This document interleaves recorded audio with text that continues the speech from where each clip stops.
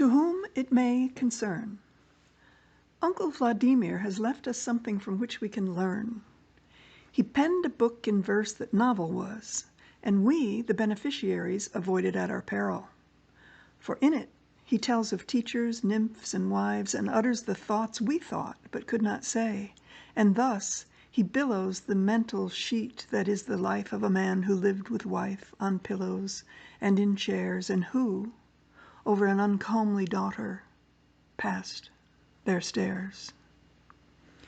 Vladimir, portly as Hitchcock, wrote in English, forsaking the warm Russian schlock to chortle at the foibles of those who think that they in universities do not stink as do the unwashed who live without degrees, who just watch television with Afghans on their knees while they, in Gothic towers, think lofty thoughts of all that is and of all the many oughts. They hover over us for some reason, despite the fact their great thoughts will never season the lives of all those for whom they think they wrote.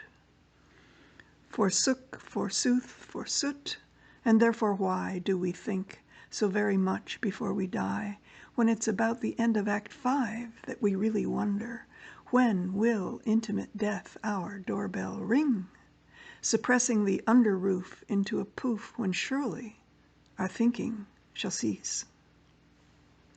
Or will it?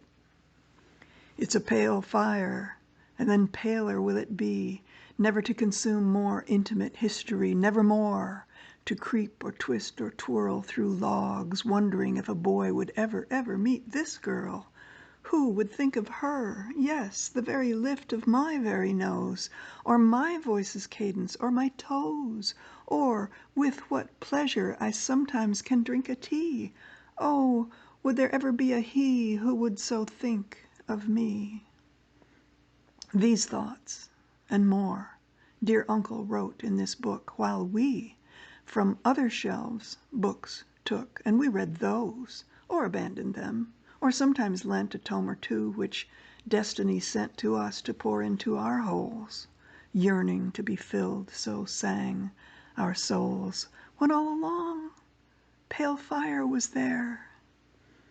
Tell me, God, or just a fellow human, is it for this cup of tea I live?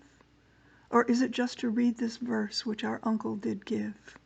Oh, there's pleasure teeming in the lines of pear fire, the book I have been dreaming.